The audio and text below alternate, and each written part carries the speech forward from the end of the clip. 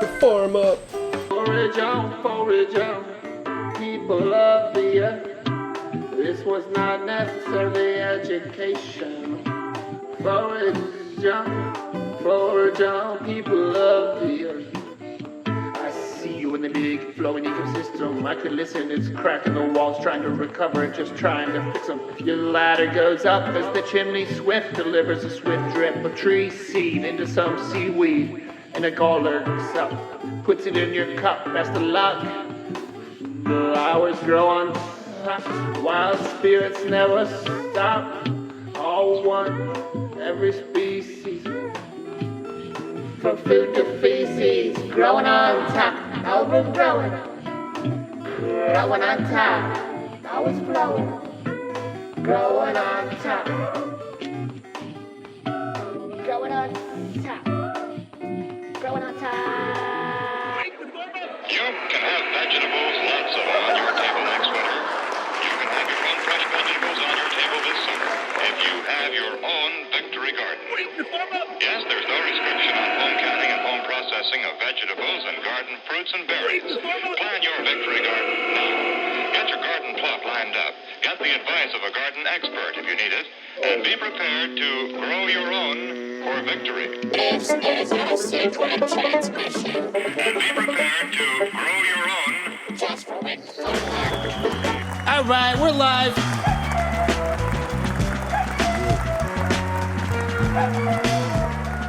Coming in with some Dr. Bionic. Welcome us to the Elfstead here. We're live recording right now down at the Elfstead. I'm so excited. Like they're coming in on the telepathic waves from everywhere. The balconies are full. I can't believe we're down with LuvLocs is like really like straight up in this spot here right now. Amen. Pleasure to be here. Yeah! It's so great to be yours. Let's check it out. Thank you. You far too kind. And then we're gonna work on this record. Wait, what's happening? Bro, I got you. I open some food over there. All these killers and mass murders got me feeling uncertain. Got me worried about the future, ready to call it curtain. Son of teenager, facing danger. The kind that play with your mind, and you calling your family strangers. Trying to be a better man in this Neverland. Trying to help my brethren be a better man and vice versa. The curse of the lost black king is lifted. Niggas gifted, huh? Get off your shoulders. Blaze a spliff and rejoice. My people waking up, now we can finally have a voice. Put it in their face, leave them no choice. Burn, Babylon, burn. King window, and let that sun shine through. Kick it with my kinfolk. Nothing but love in the room. Don't know that endo. Sky is the limit. LuvLocs official. Yeah, we on a higher vibration.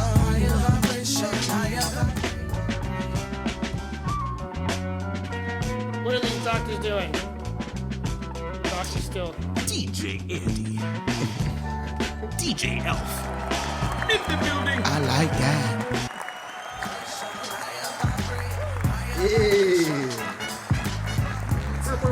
All right, let's do a little round and round. Mix them up. Indian elves down here. Ra.Feke.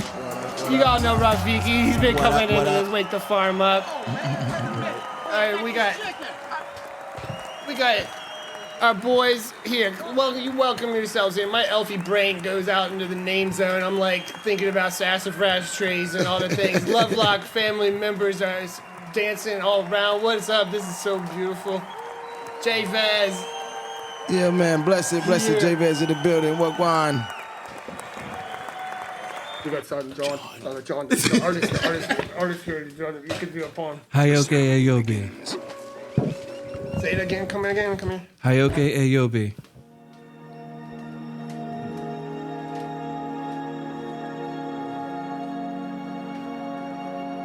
Welcome. Sit down, relax, stand up, dance, jump around. We're gonna get into talking about nature.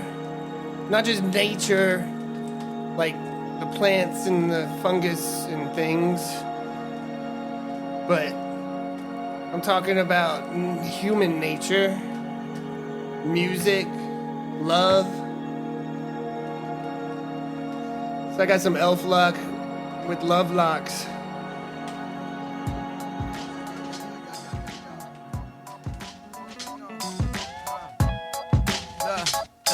Elf Loc and LuvLocs.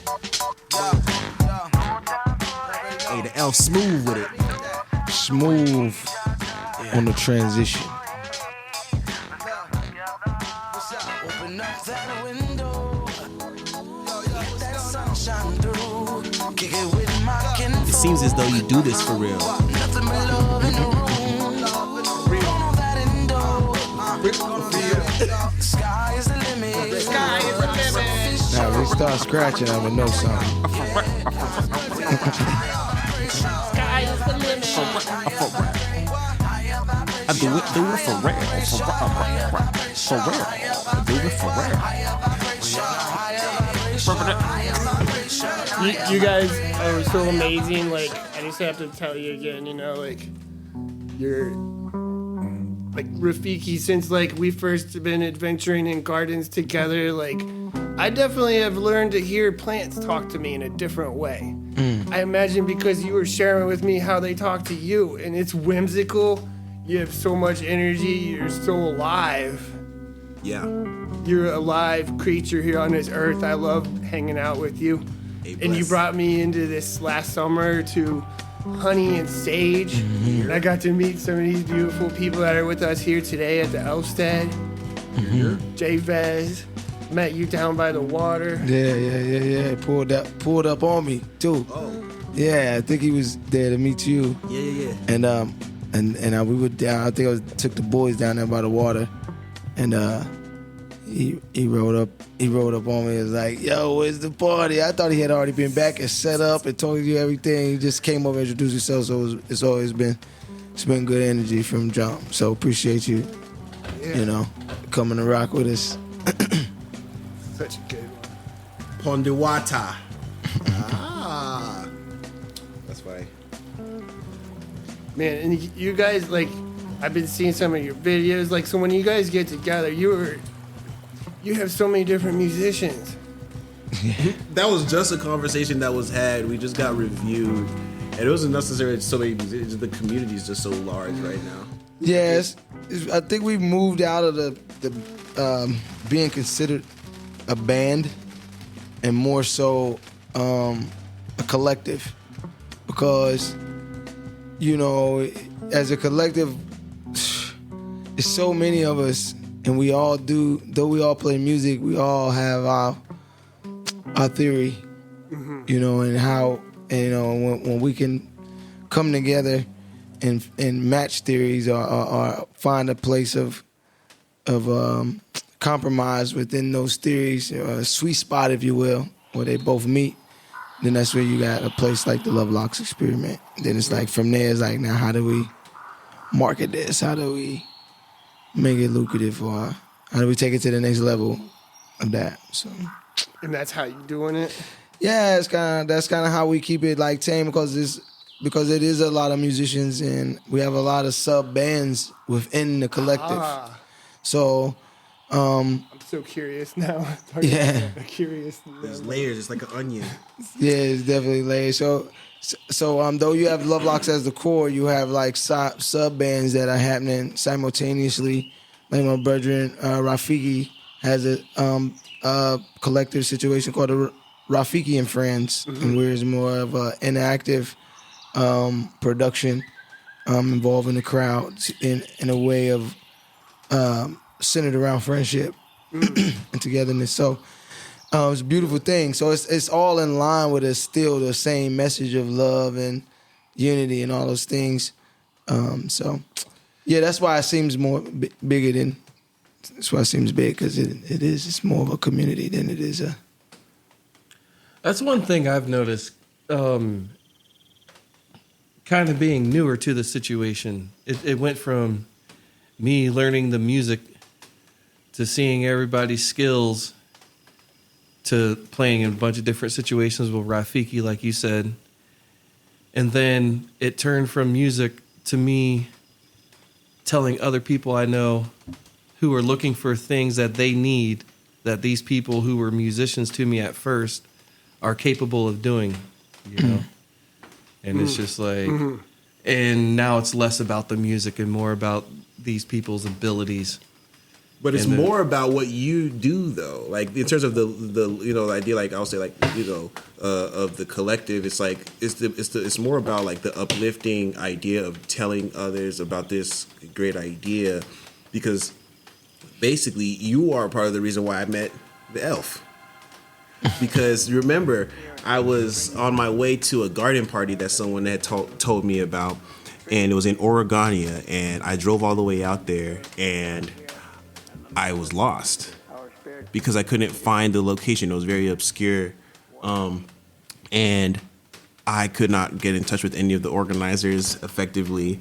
And I was doing my research on Facebook to figure out how I can find someone who was there that can give me direction. And I saw that Joe Waters had played the night before, and that you had like shared or something that you had played with him or something.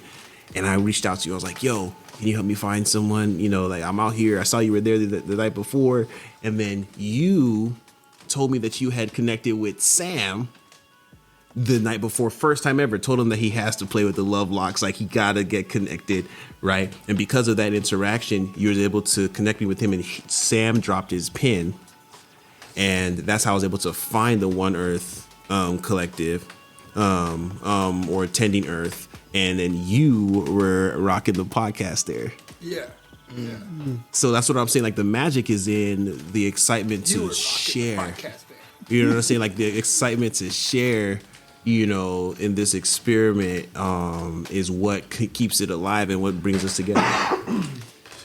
Yeah, I think that's one of the things that really came over me at Honey and Sage was just, I didn't know what I was getting into. You were the second person I talked to, JayVez, when I got there. I arrived on the property. The landowner there kind of like checked me out and like kind of told me where to go. I waved to a few people, kind of walked around, and know later on that I had waved to you and Onyx, and people like were doing things everywhere I was going. I went and just set up my tent and then like walked over to the water and like got to meet you. But then after that, just like seeing like how you guys like integrate as a community together throughout the whole entire event. It's like all part of a song.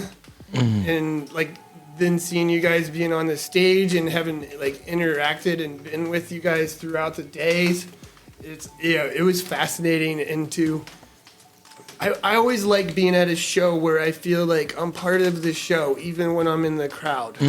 See? And that's how I felt there. That's what I look for. That's when I feel present.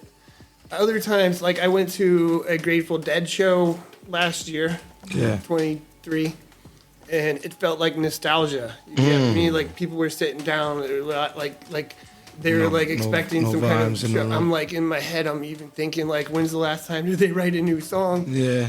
So it's like, Would you please pass the jelly brains? Yeah, can I get some of those too? Alright, everybody. Calm down. What's up, buddy? Yep. all right, thank you. Welcome to another Wake the Farm Up show.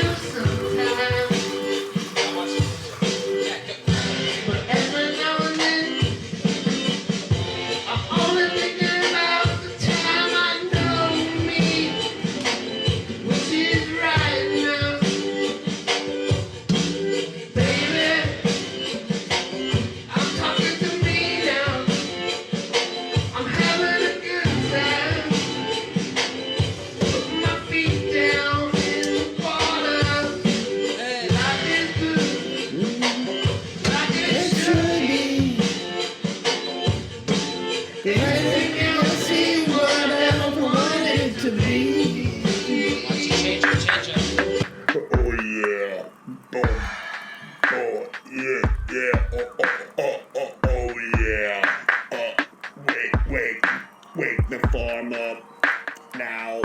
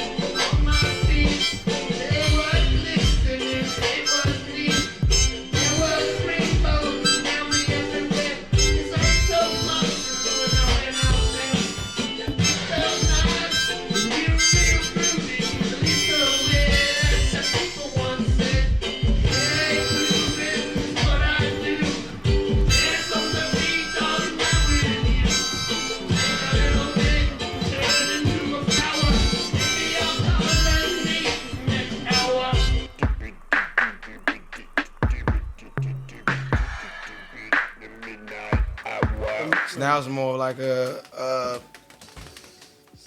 just not as potent as it was when it was. But let's talk shop for a second. What you do often, for how you travel and stuff is you are on like a lot of the teams, right? You're a lot of the teams for a lot of festivals. From a build standpoint, at least from the conversations that we've had. So you're usually part of the team that's building the stage, building the sculpture, tech, the tech team. So you found like a sustainable value add in these, cool music festival communities. Is there anything that you can like honestly say is like, unique about Honey and Sage from your lens as you've seen so many of them? Like, what would you say is like something in that capacity? I think being amongst many people who were not have had access to being in the forest, getting to have access to be into the forest in a community, like there was children there was people of all the ages there. There was a really beautiful environment, where there's different times, for different things and different fires, and people were getting to have experiences that they'd never had before in the three-dimensional world and like touching things. Like I even got to sit with a 15-year-old who had struck a matchbook for his first time. Wow. And to me that was fascinating, and to see what that festival environment was creating experiences, which is what people look for in festivals. They want to go and experience new things and meet people that have had those experiences and connect with them and learn from each other and share all the things and like find that it's okay.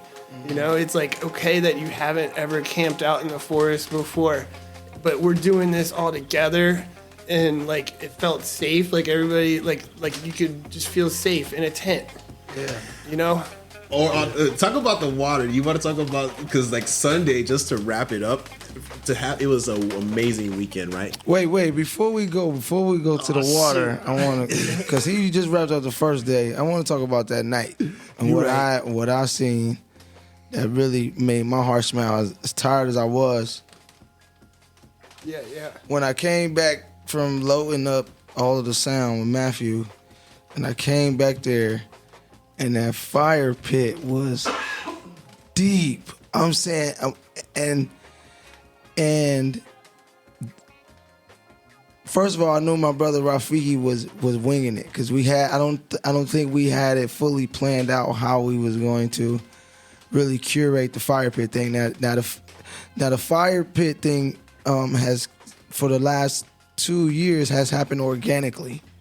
And this was the first year we were trying to put some intentionality around what was coming forth. Like just analyzing what has been coming is like, okay, we're gonna have a big fire pit after party, if you will.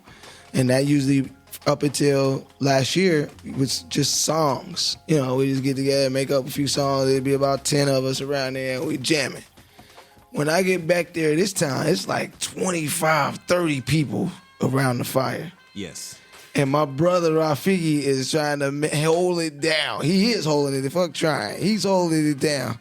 And I walked into a song, And then after the song, it turned into dialogue.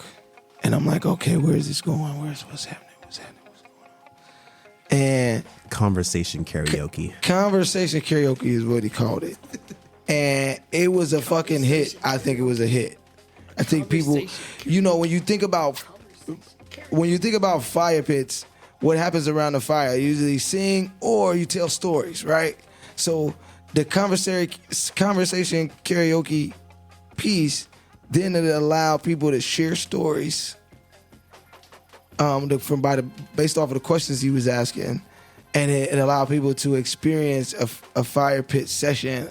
I've never experienced. I don't think nobody there has experienced that. And we brought that special story. Yeah. Story. Once upon a time. Yeah, that's how I started it out. That's how it was so innovative. It was so Ra.Feke. It was so honey and sage that, again, magic has happened and another organic thing has came about that we can now build on and add on. And I just appreciate what honey and sage was. Yeah, for sure. This year was magical. Big magic was happening. What's going on over there, Brandon? Once upon a time. Time.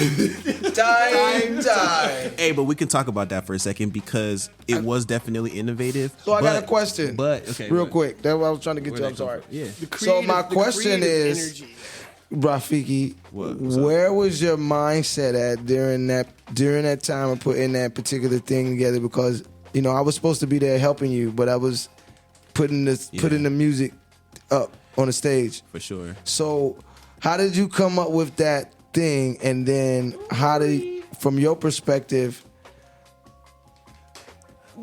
how did you make it flow? Like, what was your inspiration behind that? Story. Once upon a time. Time. So this is how it happened. Now,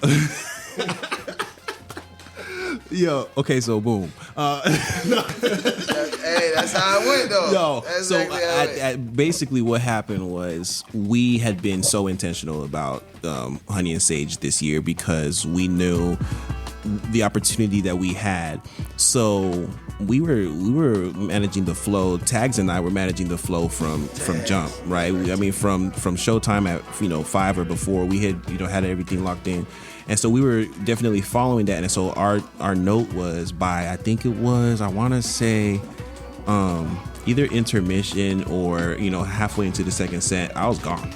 Like, remember we said, we gonna get over it. I was at fire rate started back there. By the time we said it on stage, like, oh, come back to the fire. Like, I was like, I'm on it. You know what I'm saying? Because we already knew that was gonna be the energy flow. And we've done this 2 years, and we knew, like, last year we kind of lost a lot of people because we was, the show was over. We was all striking stage together, and then we all tried to move over to the campsite and then start building a fire. Everybody tired. Everybody going home after that. We needed it to be jumping immediately. They're moving from, energy 1, to energy B, right? Yeah. And so basically we had that going. We had some, ambiance kind of music, like, the Elf is rocking right now, you know what I'm saying? And we wanted to we wanted to make it something that it was easily to contain, right? Like, people can just land in there. It was our campsite anyways. Mm-hmm. So everybody was coming back to, home base or whatever. But the intentional part was, we had gone to REI, which is a co-op, to check out some of the supplies to make sure people had the supplies for camping. And I stumbled upon this game, and it just basically was story prompts, campfire game, story prompts. And so it just, allowed us, I just shared these cards that had these stories. And the idea was, around the campfire, we tell stories. That's what we do. That's what people want to do. That's what people remember about camping, is telling stories around the fire.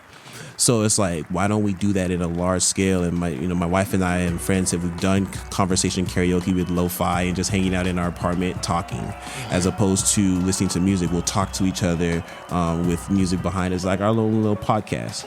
Yeah. And so it's like we just did that on a large scale, using the cards as an opportunity to help people not rack their brain for a good story. Yeah. You see what I mean? Because we got to keep it simple, keep it engaging, and low stress, effort, for the larger community. So that's what we were able to hold it. And then the part that I'm most excited about is that story. I was like, let's give it something that's gonna be that sauce. And that's a Yoruba or Nigerian way of telling stories. It's like if you go to Nigeria, like story, that's how we tell a story. Like that's like the storytelling intro. So I just gave us that. It's not mine. If you tell a children's story, my brother, my parents, that's how you tell a story. But it's like it's fun when we can all do it because that's it. Everybody got to like jump on the mic first. Everybody rallies around, listening up so it's story. Yeah, we love stories, man. We love it. Long story short, though, my mindset was, how could we have the campfire experience that we all like? Most people like Ande, the Elf is talking about, like this is their first time. Records about, we were talking, to Mad Rivers, like that was like the most tents that's ever been on that land, and a lot of people were having their first experience with nature. So it's like, let's give them that opportunity to have a core memory. They loved it. You were part of it, right? They loved it. Yo, it was fun. Like the elf said, he went there and he felt like he was part of the show. Everybody, because we were all part of the show now. The show was us, and we talk about village music or jungle music, all these ideas of like bringing everybody together, even with the music. I was dancing with you off stage during the show. And it was like an ocean of people. It was like everywhere. He was everywhere. See, I couldn't even see off the stage. Everywhere I go, he'd pop out of like some trees somewhere. Could you see off the stage, No, Brandon? I can never see off the stage. I see the symbols in your backs. But so many people were playing along with the band. Like people had instruments out there, drums and shakers and tambourines and stuff like that. So it was like really. Man, I even pulled out the green lasers for a little bit. Yeah, he was doing the light. Yeah, the green lasers were there. Meaning everybody felt involved. Like it was like a joint experience. Everybody was contributing to this moment, And that's where my mind is usually at. That's the idea. That's why friendship, that's why the soil, that's why everything is like where we could do it kind of like symbiotically beneficial.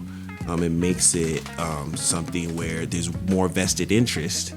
So everybody wants to have a good experience because everybody got parts. Man, even for my experience at the first one, it was just tremendous. Tremendous. Because, I would say the second one, because the one that Silent John went to, because me and John were very connected, especially in fishing, Yeah. And just going and having all that time with the band outside of that environment. Yeah. And me and John is in that environment almost every day in the rivers. And then just seeing my band and my brothers and sisters who I'm in this band with, sharing this time with, we're also sharing this time connected to something that I highly love. And everybody's not afraid of it, even though that most of the people are so-called black, just to keep it real. And it was just good to experience that, be on the water with everybody, see it. Talking about the water, talk about this past year's water experience. Like, I'm gonna let you tell that story, bro, because talking about camaraderie and core memories built, bro. As we are in the middle of is it Helena? In the middle of Helena. Helena. But no more spoilers. So what happened on Sunday on Pondawata, brother? Man, did you just play some water sounds? That shit made me feel I had to pee. I thought it took you back to the river. Yeah, so yeah, that too.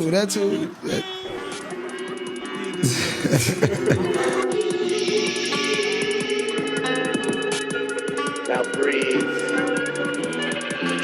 Now breathe. The medicine is yours.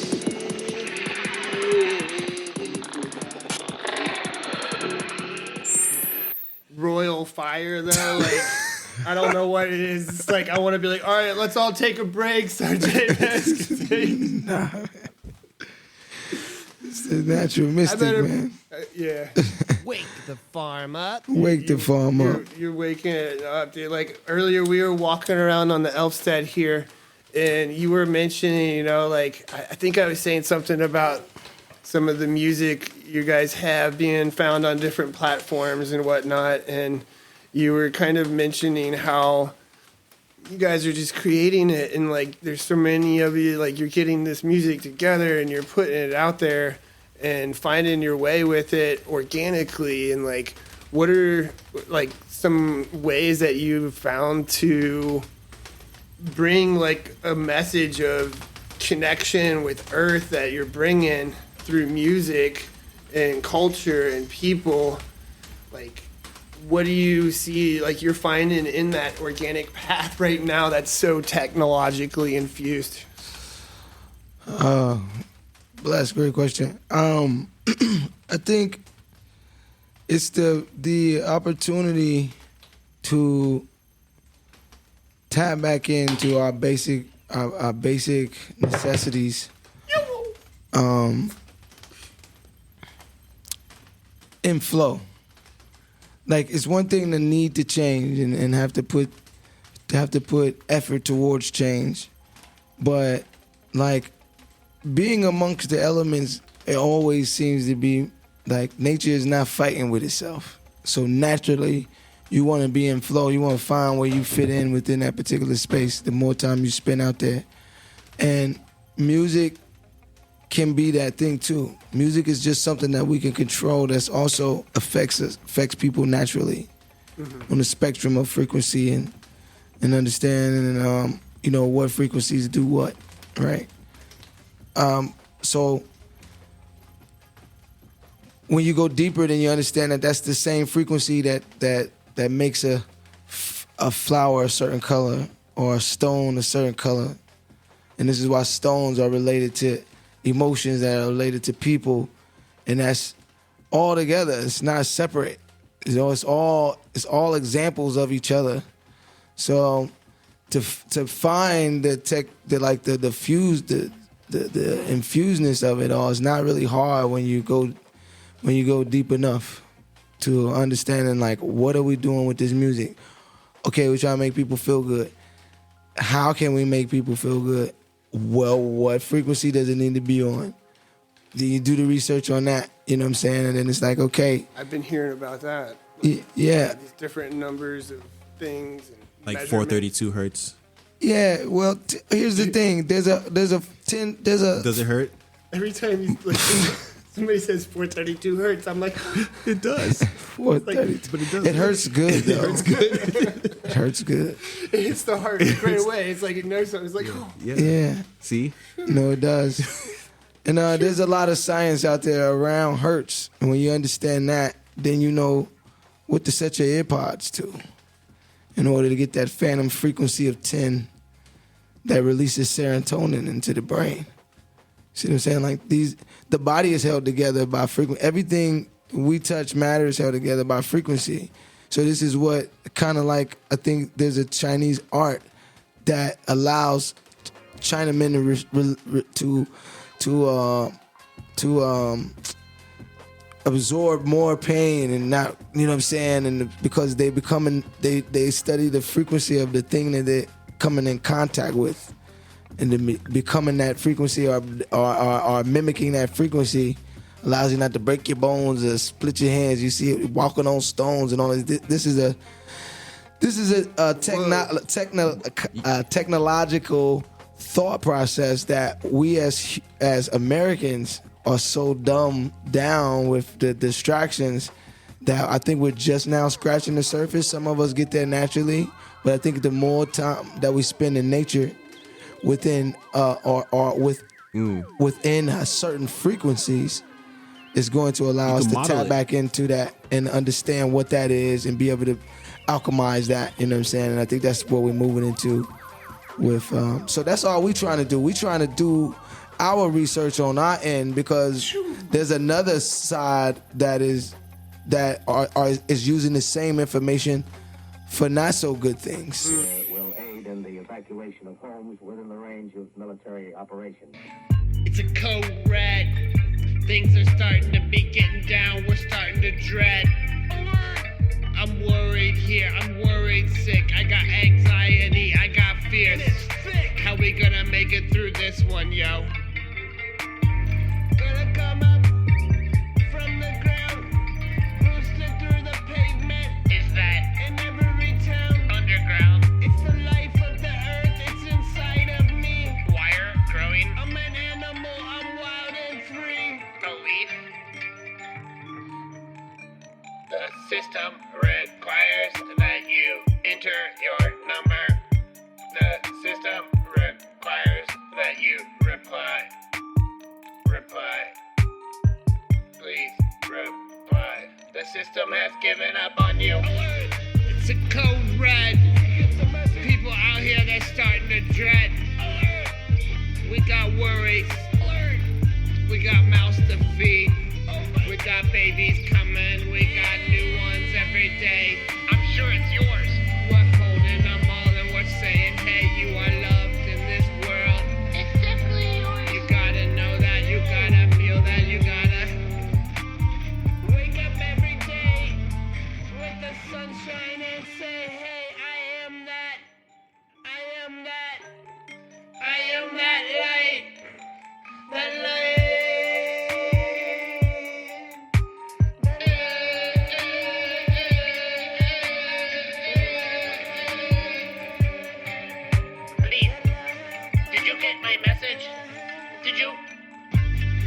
Code red. Alert. People out here, we're starting to dread. Get the message. We got worries and anxieties. Hello? We need to schedule them somewhere else, please. We've had enough of them attacking our trees. Did you document that? Insects and spiders are on our side. Ew. Can't call it a homicide. Oh my god. The mushrooms that grow into our bones. Ooh, you got that? Everybody, you better call home. Hello? I am the light. Hello? I am the light. Take northerly direction through a desolate world. Finally, I noticed a living creature. A small red squirrel in a beech tree. I stare at him and wonder. He stares back at me. I believe at that moment the animal and I shared the same emotion. The joy of finding another living being. Push on north, I find dead cows in a brackish field, and beyond the charred ruins of a dairy and a silo, made standing guard over the wasteland like a lighthouse. Deserted by the sea. What did you just experience? What are you feeling now? Do you feel good? Do you want it to keep going? Do you wish that it was more traditional storytelling? So we are showing up as warriors in the music, and innovators and creators, and deciding that this is the world that we want to feel and create. So we start to put examples of that in our music and in our walk. You know what I mean? So it doesn't become hard to find that thing. Yeah, just be the thing. I was wondering, like, that totally sums up exactly why I feel like I was magnetized there. For a moment. Like, I feel like I was, like, gravitated to, like, your guys' music. And I'm very gravitated to, like, I'm, like, super stoked right now. Like, just, like, that, like this many LuvLocs came to the Elfstead on this, like, beautiful hell on a day. Yeah. What a hell in a day. It's a hell in a day. Yo, before I forget this, I want to say this because you're asking about the infusing thing, and there's something on my mind that I cannot not say. The idea of our root system, right, and like how really when it comes to the nutrients that plants need.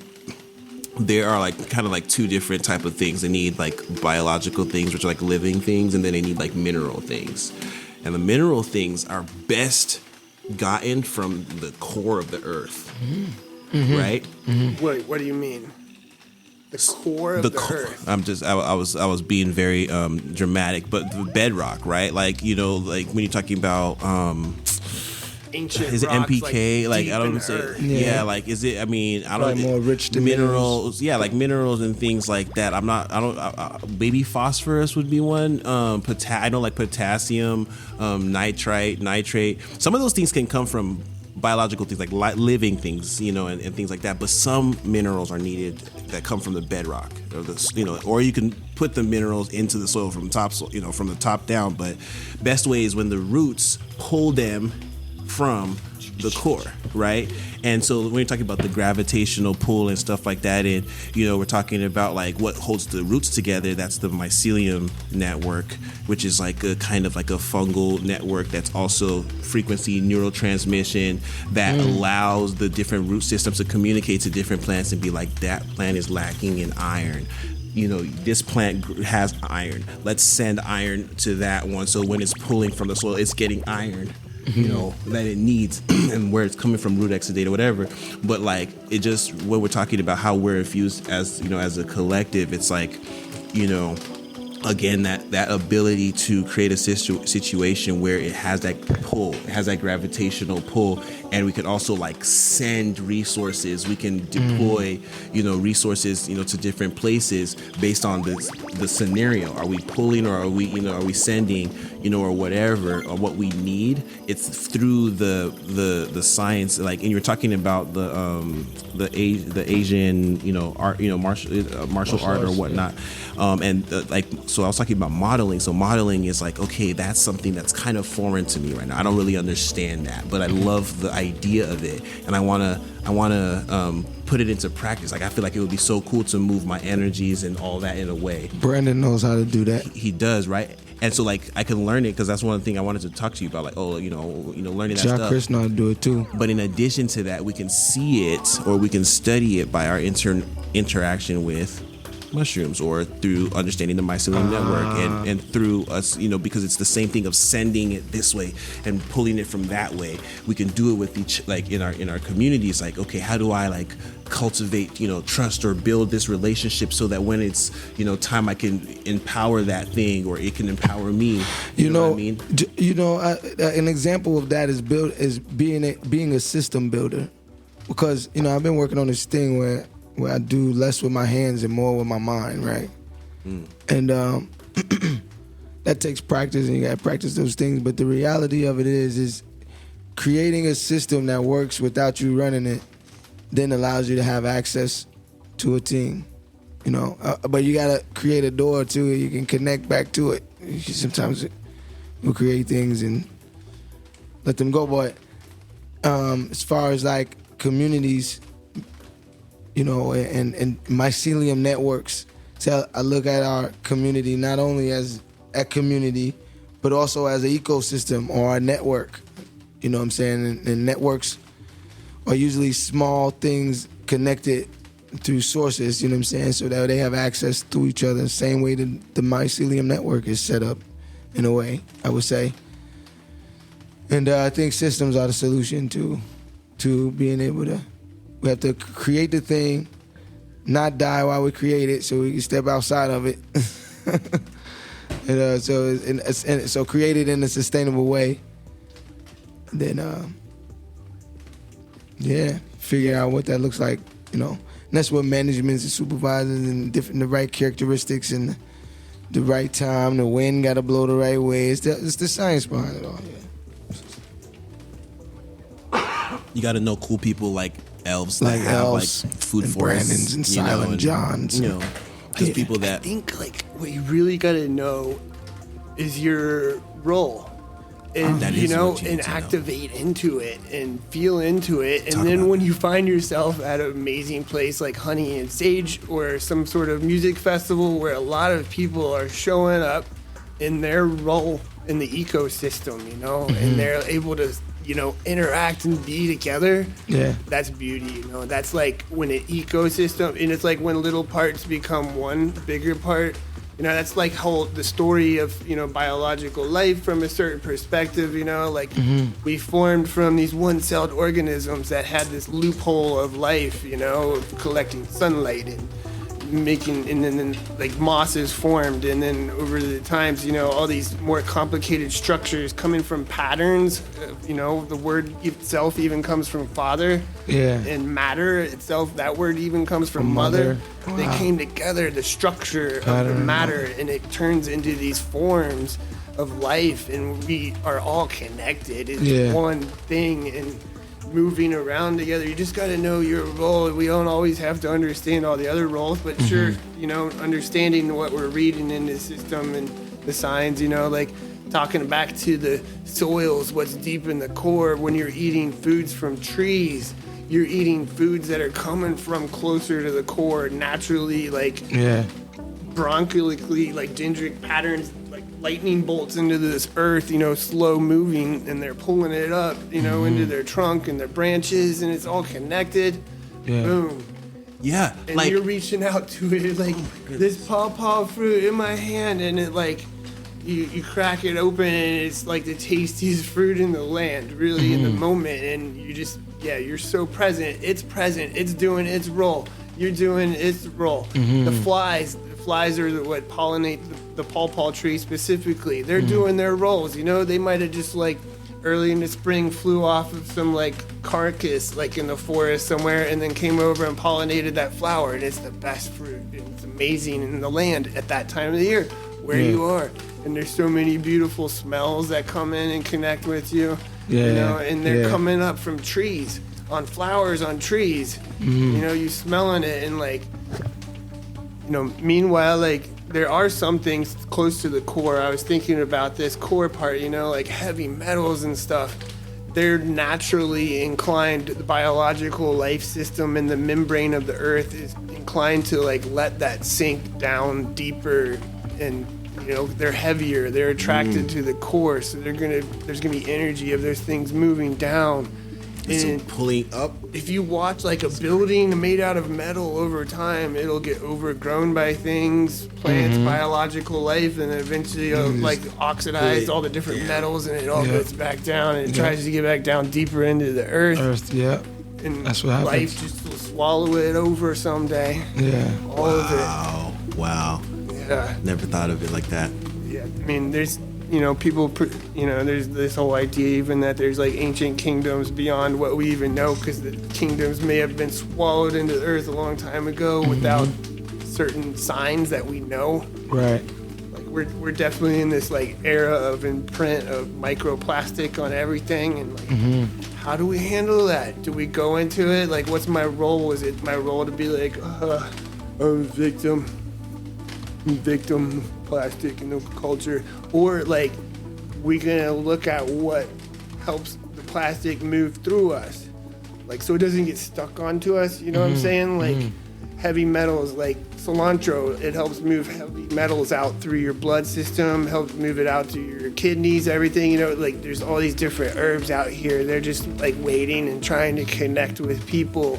And just want to get together with you all and connect with us and tell us what they know. If they only knew English, we have like, yo. So they could be like, hey, I'm a bush over here with this magic berry that can protect you from radiation. Did you know that? It's a code red. Things are starting to be getting down. We're starting to dread. Come out from under the bridge to get to the top. And then I when I cries like the cream that come to the top of my cup. That life deep and have to come down with you. Come up and right. 3, 2, plus. I will come like a little mouse chicken out. I think that I like the chicken out. I make it a chicken box, but I don't even need the box. Cause I can eat it in a box with a cow. And I don't even have to know where exactly to get it, chop it up and like that. Ouch, my brain.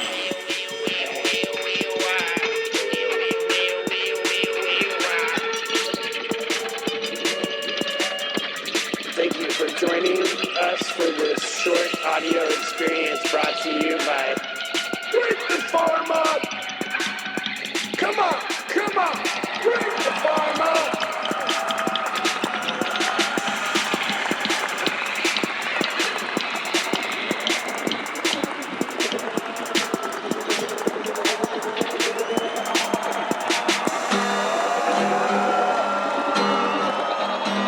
What are you about to say, Brandon? No, just adding on to what he said, just like, you know, I didn't know that, so I think it's just education. Yeah, education. And like, sharing it. maybe for Silent John, his job. That's what I was trying to say. Another function of his being in a role, because I'm the most fulfilled when I know what my role is, because then I'm always going to be me, but if it's not the role for me, I'm not going to do it. There's someone better for it, and I'm not going to be complete. And the system is not going to be complete that I'm around. Yeah. It's just not worth it for everybody. It's like that saying, there was a job, everyone could have done it, nobody did it. Anyone could have done it, and somebody could have done it too. Something like that. It's somebody, nobody's stew.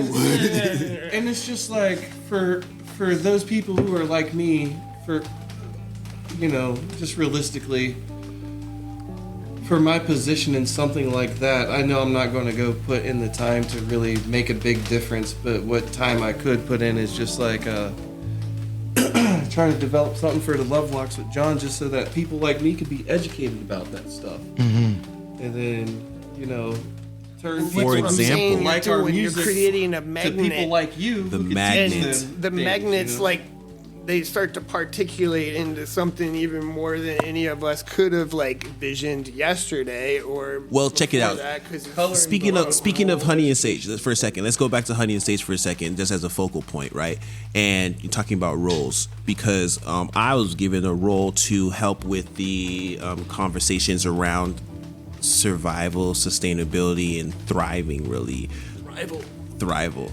And basically, though, one of the things that we like, kind of like what we did today, was one like an easy way for education is experiential. And I think wherever we go, hopefully there's enough nature to have a fun nature walk, like an intentional nature food walk, just like knowing what every single thing around us is and what's the what, you know. And I wanted to collaborate with you on that, to see how we can either, you know, cultivate that to a place that's even more intentional, but just understanding that there's people in these spaces that we're able to hold and cultivate that are needing that. And thankfully it's good soil, meaning if we plant the seed, that it'll probably, like, there would be someone who would probably further it and cultivate it and nurture it and want to, you know, build it more for themselves. So that's an opportunity. And like what Brandon was saying in terms of education, like, we have communities that's ready for, I think, education, that we can start tapping in, you know, actionably there. And it inspired my fat ass, because I was just talking to John about, we're on anyway. I was just talking to Silent John the other day in the car about cilantro and how much we like it. And then just hearing you, I'm like, oh man, I want to eat some more. And that confirmation. That was my friend. That was crazy. But why do you have a food forest? Whoa. I love the simplicity of the question and the depth that an elf like me could go into. Why do I have a food forest? Well, because like I'm asking for your expertise to help our community, okay? And that means you know, it should come from a place of knowledge and, you know, intellect and understanding and rich, you know, background, nothing surface level. And so it's like, beyond you being this, you know, now, teacher of nature, you're a human, right? He's You're a such person. a great teacher. Right. Yeah, that's kind of boring. You know what I'm saying? Like, to be but like, you're a person, you're a human, you know what I mean? Like, that has this knowledge, that holds this knowledge. So like, going to your why, like, what gravitated you to all of this rich soil and knowledge that you're able to like have this you know, this amount of wisdom worth sharing on a platform like this? Wow. You may be like, okay, I'm up here, like, so, well, going with simply first, why do I have a food forest? It might even answer some of that for you. I'm a listener. One of the first things I learned in the forest was observation of nature is what's going to teach me, right? Simplified, like, a long time ago, somewhere along the way, people valued education from books and academia above the three-dimensional real world, right? Mm-hmm. Since then, 500-something years later, like, you now have access to all the information at our fingertips. It's amazing. But for me, when I was a young lad, getting into plants and looking at where the world was going, yeah, I come through a lot of sorrows, a lot of defeats. For real, like, I watched, like, farmers telling me about GMOs coming and how, you know, if we don't do something, it's all going to be GMO corn. I saw people get upset, and then I saw people forget about it, you know, and just be like, okay, we're cool with that now. And then I saw that with fracking. I saw that with so many different things in my life, you know, that I've watched happen.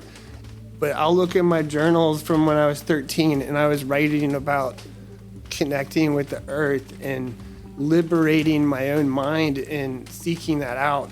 When I was 21, I went onto this raw food path, and I was only eating foods that were raw. Just to, you know, I got really deep into it. I was looking at the science of it, and I was only eating raw foods. I did it for about 3 years. It was a serious cleanse. I had a lot of things come out of me, a lot of things leave. I could even feel physical sensations when I remember specifically feeling the loss of my dog. I had a dog from the time I was like 14 to like 18. You know, he like cruised with me everywhere, and he got hit by a car because he knew how to climb over fences that were 10-foot chain link. He could go up them, kind of thing. And he got hit by a car, and you know, I had to put him down. And that's sad. Things like that lock up inside of us. You know, they dread up inside of us, and they're like, hold on to us, you know, and then you'll see somebody else that has a dog, and you'll all of a sudden that little pain will hit you, you know, like you gotta let that go. And sometimes those things are attached to like particulates of plastic or heavy metals that are logged into you, that are connected to, you know, fats and oils from confined animals, you know, from factories, from people working jobs that are kicking boxes and trying to get through their day so they can get home to give their own kids some cupcakes. I get it, you know, but like, shoot, it's a tough time, you know, when you're like filling your body with all this energy. And, you know, that was the big thing. I really felt like I had some amazing things happen. I didn't get poison ivy anymore. There's some interesting ones. I watched the, you know, just how I like did grow up kind of with like a scientific kind of family where I was kind of questioning things a lot. That's what science is, right? I'm like studying like my own body's like my own petri dish or something, you know, like, okay, what happens if I eat nothing but honey for 3 days? Yeah. What really does happen? I read about it in some story, you know, I'm gonna try it. So I'll try it. And, you know, I'm awake for 3 days playing like my djembe drum and like I'm like tweaking out like all over the place. Got so much energy, and then I fall asleep for 3 days, and that's exactly what I read. People had that experience, you know, before they put honey in jars. I mean, what would you do if you were out in the forest and you found gallons and gallons of honey, and it was just you and like 30 of your best friends that you cruise around in the forest with? Just eat honey. Just eat honey for days. Yeah. That's, I don't know, like I was exploring, like, is that why we're supposed to be like eating like this? And then it was probably in the late 90s I came across a book called Food Forest by a guy named Robert Hart. And you know, even in the first chapter he talked about how there's examples of food forests in, you know, all over the world in tropical environments. It's really easy for humans to see a food forest in a tropical environment because there's banana trees and, you know, coconut trees, mangoes that are very familiar. Grapefruit. In a temperate climate, people haven't seen them so much. Big part of the reason why is humans have existed in war so long, in temperate climates especially. Not, you know, like there's war everywhere. But that makes people go into annual farming where they can put their beans and their seeds into the ground. And yeah, we DJ only like copyright stuff that like not like, you know, you can play around with this button too if you want to research in there because you don't have service anyway. You're doing that? Could you put his name in there because I forgot what it is. Robert Hart. Yeah, I was talking about Robert Hart. Yeah, he wrote H-A-R-T. an old school book on food forests that definitely hit me really good. And I even remember finding out while I was reading about it that he was a vegetarian raw foodist as well. Is it called Forest Gardening? It says Probably. Forest Gardening by Robert A. D.J. Hart. Yeah. That's So he the was one. an older guy, he was probably like 70 or something even when he wrote the book. So he had been in his food forest for years. And the canopy, he like talked about all the different layers and got all like brainy about it. And I thought that was kind of fun. So I can't do that one. So I just really, I really thought a lot about being an artist when I was a young man too. I drew a lot. I made a lot of artwork, and I grew up with a family that and people around me would often say stuff about. Silent John.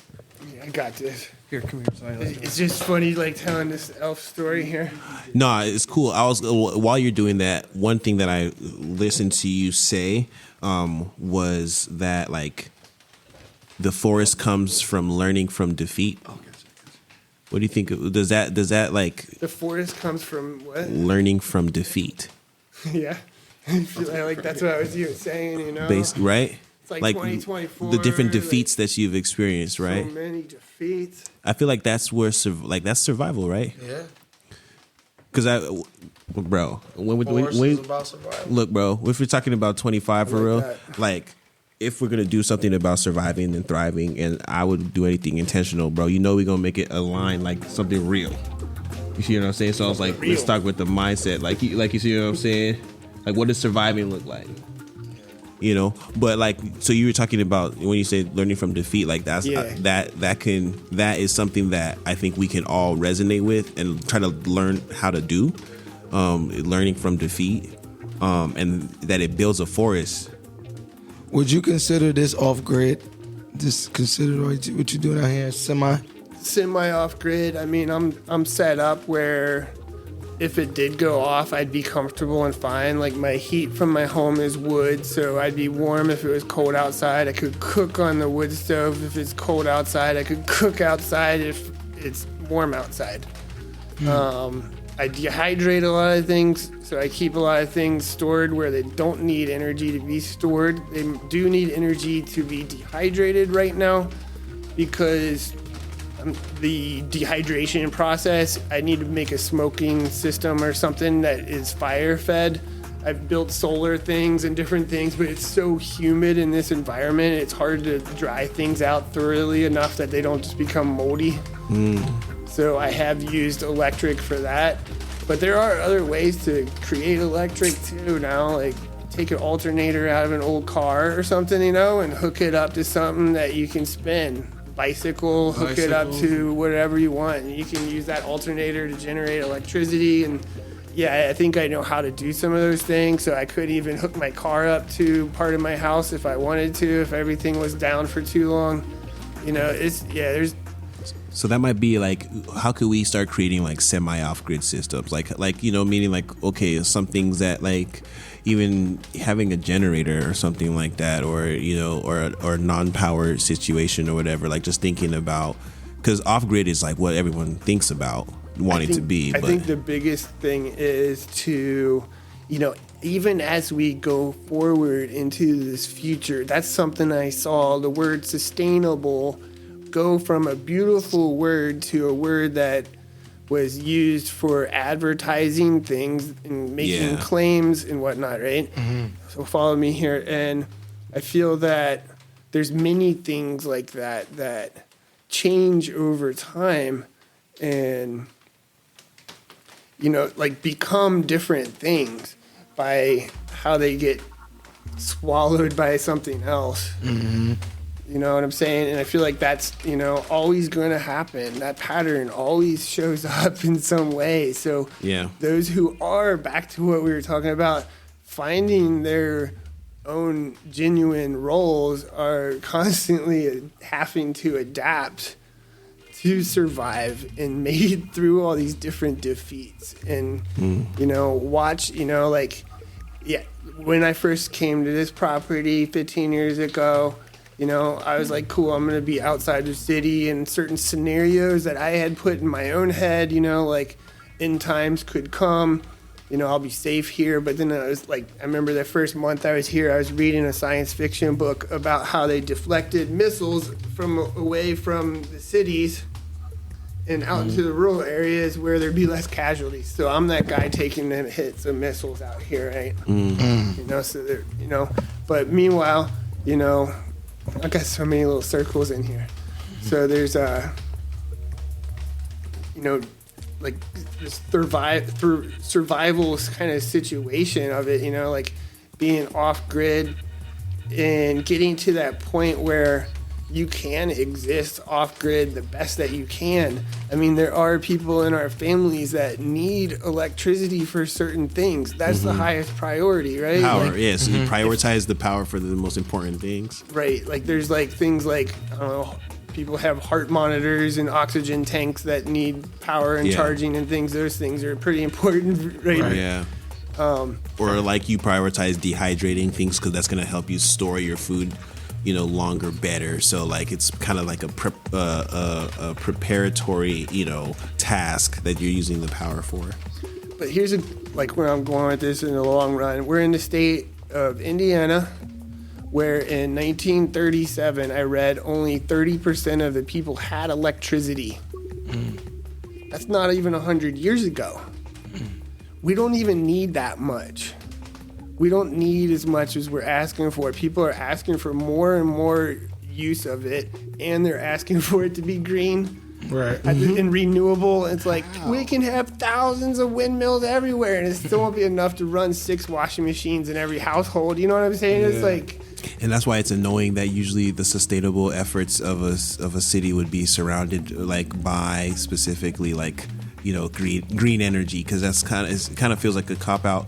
But thankfully, hopefully, you know, they were talking about like, you know, looking more into branching into environmental sustainability and, you know, things of that nature, you know, now that they've kind of like mastered the green energy part. They're like, yeah, now we can, you know, look at, you know, waste, you know, so do you guys remember that the one guy from Africa that came up with the electric TV ran off the sustainable power TV? Yeah. Was that green energy? Wait, I don't know about there was like this invention where someone was able to basically loop an energy core system where it didn't need energy. It just was always on. It was a TV that was self-powered. Oh, because like there's a second or something after it spits electric to the screen or something, and it self-charged itself? Something like that. We don't like, but yeah. They killed him before we could find out. That's like a solar power. But I'm just wondering, you know what I'm saying? We arguing about stuff that should be free. If my man can figure it out, it can't be hard for other scientists to figure it out. I mean, but talking about power, that's like a power brokerage. Like you can't make that free when it's what runs shit. I mean, you know what I'm saying? It could be free, but it's. I'm saying it will likely with humanity not be free because it's power. Well, think about it. It's electricity, which flows in us already. That's why we talk about taking our shoes off to ground ourselves to the earth. It's free. There's electricity everywhere. There's electricity in trees. I seen somebody start making those micro boosters to hook up to trees. Yeah, that's big in field ecology work. They want us field ecologists to be able to have that charge up out there. I'm all for it. Yo, it's free. Like, I mean, making those things. I mean, the first time I remember hearing about charging electric from a tree, I talked to my friend Jason Lakota in Peoria, Illinois. Brother, he told me, he's like, why do we need to take the trees electric? It's like,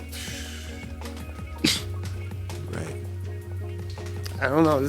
I constantly ask these questions. It's like there's so many questions to ask and like so many answers. Like, what's the ethics? You know, like what are the moral compasses? How I had one compass. I wanted to share real quick that, like, you know, because I was working, you know, in the farm and harvesting lettuce and arugula and spinach and, you know, collards and all these things. I used to ask myself, like, especially when I'm using scissors to harvest, and I'm like, how do these plants feel right now?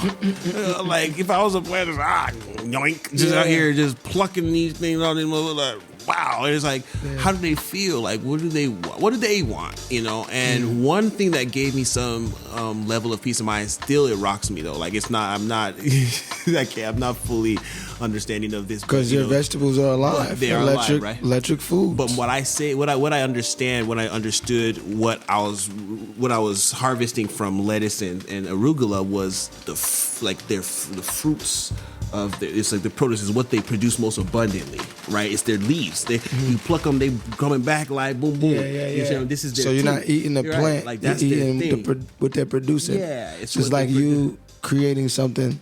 Yeah. And then giving it to a friend. That's a fruit. That's a blessing. Yeah. So like the electric. So if it's like from a sustainable source, like if trees. So use me, don't abuse me. But exactly, because I know we're gonna be like, oh, trees can have sustainable electric. Next thing you know, we plugging it 4-5 times more than it should be plugged into. No, sure, every tree scrawny looking like. What's gonna save some charge for me? Can I have some electricity for me?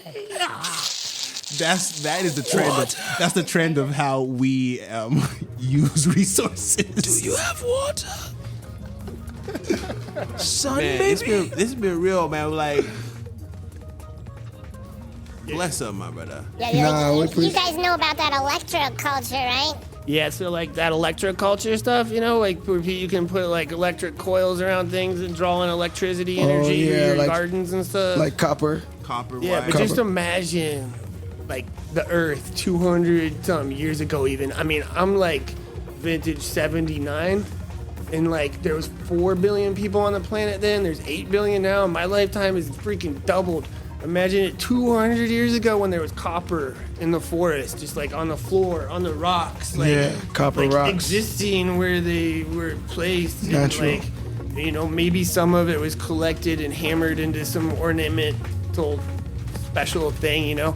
I mean, that was back when people didn't fight over the dishes. You know, now people fight over the dishes, but back then, like, your like whole crew in the forest would be cruising around, and you would have like one like copper plate or something, you know, and you'd be like, "Can I wash it? I want to wash the copper plate." Like, it's so bizarre. We get to reuse it. Yeah. I love thinking through these things and like exploring back to the simplicity. Like how many times like you can pick like a burdock leaf and use it for a plate instead of a paper plate.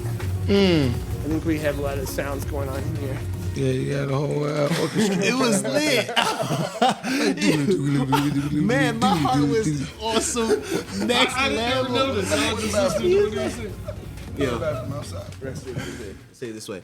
Yo, I was gonna say one thing, you know, as you're talking about simplicity is just in a way, if there was like a milestone, I think one cool one is like it starts with us in terms of, you know, actionable. I'm always about, like, I have a little hashtag in my brain called Talk Action, and it's just like always there, you know, trending. And it's like, how do I turn these conversations into something that I can actually walk away right now and be like, all right, boom, you know, coins collected, put it in the bank, accruing interest right now. You feel me? So what I could do from this one is like all these things that we're talking about, especially like, you know, from a forest, you know, standpoint, like, it's like, it starts with us. Like, you're talking about our roles, you know, you're talking about knowing our roles, just like everything that's in there so uniquely even one tree to the next, even if they're sprouting up from the same root system, you know what I'm saying? It's like each one is its thing, you know, and like it starts with us just knowing how to, you know, to just be. You feel me? Like, and be fully, like, you know, I talk about root work, and root work for me is I'm no longer trying to just pursue surface area coverage no more. I want a strong tap root system, like some comfrey. Every time we try to pull comfrey out the ground, if you snap the root, it retracts into the ground. Like, nah, you ain't gonna get all of me. I'm gonna jump. I'm gonna bounce back. You know what I'm saying? You can't just, you know, like. So I want to have a strong root system like that. But it starts with me just be fully myself, like just like richly, like it's, you know, protectively, like, you know what I'm saying? Because you're trying to go deep, and it's not about unless it's your nature. Like some plants do, like in a food forest, there's like so many different characters. You know, there's balance, support plants, there's like canopy plants, there's like. But it's like, what is you? But who are you though? Are you a support plant? Are you you know what I'm saying? Everybody's a support plant to somebody. Companion plant, you know, Or you know, all companion that. plant. Just trying to bring it back to us, like in terms, you know what I'm saying? Because like that's that, the most. JayVez. What he said? Yeah, I like that what he said. That's Yeah. like every plant is like you're not confined to these things, you know, like even like I'm born as an Aries or whatever, you know, but I'm not confined to these things when I put my consciousness to it, you know. I can be a Leo when I want to. I can, you know, like embody like all the different parts of being a human, you know what I'm saying? But yeah, when I'm like relaxed and chill and just like kind of in a little more of a trot, I might get a little more just more Aries. Yeah, okay, I get it. That's what friendship like brings though, because it's like when we're our thing and we hang around, you know, and we understand different things and like other options and things like that, and our power and our strength, we get to tap in. You know what I'm saying? If there's still our core, we still understand our core, but we still get to like, ooh, I can, you know, add some of this flavor. You know what I'm saying? I could bring this wisdom, you know, again, you know, like I could pull from those and embody those, you know, for that, you know, scenario. And that's like a blessed thing of community. You know, it's being surrounded by such powerhouses of insight and value that we can tap into, you know? Yeah. And like, what does it mean to be a support species too? Like, to me, it means like encouragement, support, and those come in so many different ways. You know, it means like encouragement, like that, you know, I feel I've talked about it on this before, but that concept of passing courage to another. And then what is courage? Courage comes from fire of the heart. It's like support looks like how can you do something? I've seen it. How can I do something for someone that makes them want to do what they love to do again? Like that's support. Because what are you supporting them in? And that's another thing you have to understand. Like if you supporting them in purpose, then it only is gonna be in line with that. You know what I'm saying? It's like, but you have to also understand too, and like pay attention to what that plant needs, and then decide if you are a good support plant. You know what I'm saying? Because we could do more damage than good trying to support in wrong ways. And that's where the network comes in, right? Because as a network, from what I understand, the mycelium network, literally, like it's like almost like a blockchain. You see what I'm saying? So it's like it's not just a one-person thing. Its strength is in the team, and sometimes in the anonymity of it. Meaning, like we all are, peer reviewing, you know, this resource exchange in a way that we make sure we're protecting energies and we're, you know, moving things, you know, in the right way. That's real. You know, it's like the blue chicory flowers, when they come, is when the squash bugs hatch. Why is that? I don't know, but I've observed it. Somebody told me that years ago, and I thought it was funny. But I've observed it, and what else is there like that? You know, there's so many examples. That's one that comes to mind for me right now. But it's like, you can even see that, like, as you traverse the growing seasons where the chicory flower blooms, is just similar conditions that the squash bugs need for when they first hatch. Interesting. No correlation. The squash bugs aren't like relying on the chicory flowers, but there's something. But it's the same correlation of this music that you selected with like the rain that's falling on the roof that we're listening to. Like it's actually like, you know, in sync in some capacities, and I feel like that's the kind of connection between the chicory flower and the bugs. It's just like, you know, that's just how the frequency flows. It's like, you know what I'm saying, when the flower rolls, that's where we go. That's the part of the show. That's the grid they must be that part of the show. You feel me? You gotta drop the mic one time. Yeah, so John, like at this point, we're like just like over 100 or 1 hour and 8 minutes. I'd love to see if, like, you know, like, do you have any commentary for this, like, fine episode, Wake the Farm Up, LuvLocs session here? He said no news is John good news. John said, shit. Like, any, like, feedback? Silent like, John is his name. Yeah. Silent John. Did I say the wrong one?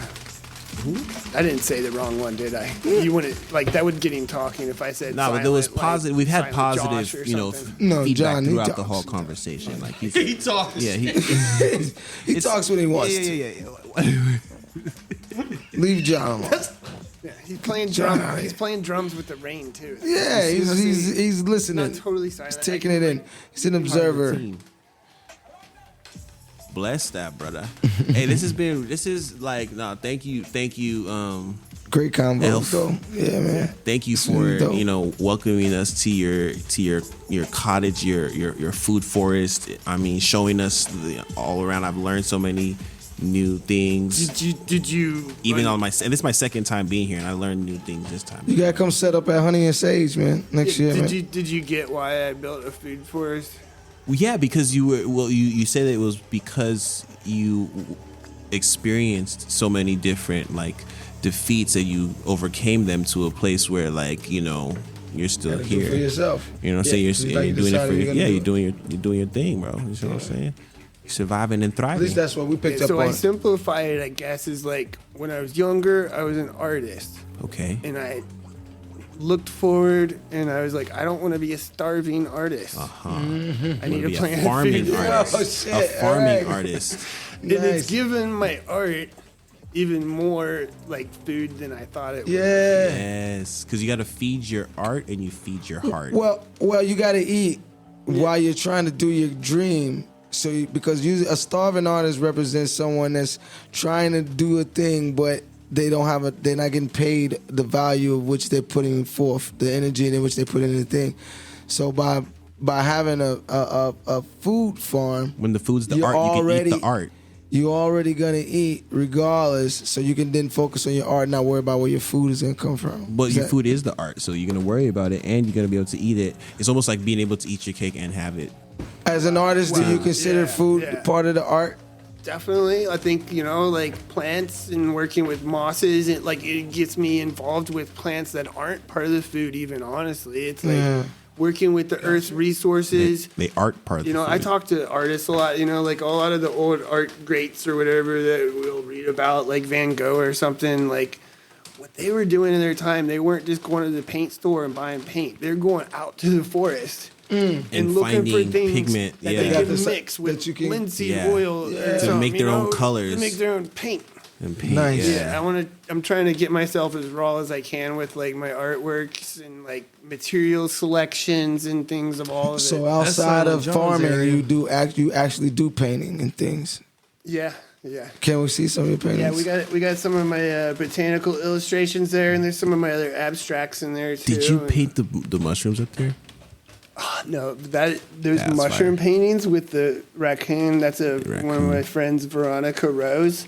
You can find her artwork out there. She's fire for sure. She studied with people like David Gray and or Alex Gray. David Gray's like the musician that sings that song Babylon. Like he sounds like like a sheep and he's banging.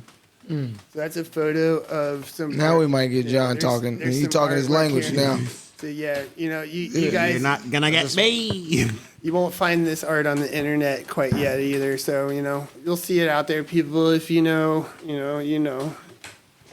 We get to see it, and y'all get to hear us seeing it. Yeah, art comes in many forms, and many walks, and many talks. You're a photographer too. You took that? Yeah, and then I photo edited on the flower leaves, so they have like flower leaves, and this is a J-Bug and Colin. Are those real flowers? He got it taken by aliens maybe like 10 years ago now. Literally, for real? They only left his teeth. Seriously? Yeah, he's amazing. He's everywhere. He's fun boy. Yeah, bless them little elf people. Wow. Like, hold on. You're not fucking with us? Like, this nigga, only thing left was his teeth? Aliens took him. On the next Elfstead show. That's the cliffhanger for next time. The story of the alien abduction. I know some things that happened to people that were weird, so I gotta, like, not weird in that way, but it's just like... What way is weird? What way? Diddy, no Diddy. No. I'm talking about, like, involve 3 numbers if you want to get to that area. But, never mind. Yeah, somebody gets that, but I'm over here like thinking about palm trees and stuff, and like my belly's like. Yeah. I never down. It's been another episode of the Wake the Farm. Another episode. The next episode. Bless it. Bless it. You know what I'm saying? Appreciate y'all. It's been great. Tune in. And yeah, Honey and Sage. Tap in with the elf, man. Honey and Sage, we're be definitely vibing. going to be rocking another episode at 2025, right? Yeah, I'm in the band now. You gotta come to the. you You are definitely Yeah. in the band. You are. We didn't the even talk official about your podcast. FM, your AM radio art that we did at Honey and Sage with my that was incredible with that little the solar powered receiver. That was next flashlight level. that had a radio The built wind in up. and See, everything. Like that's next episode though. We see the Next episode of Survivors with Elf and Friends. I am only here to bring Elf out. a message from the elders to bring Fire, people bro. living This is not on this playing, earth bro. who are Hey, here. you gotta- And I know that our spirit people are here, plant, water, and all the birds and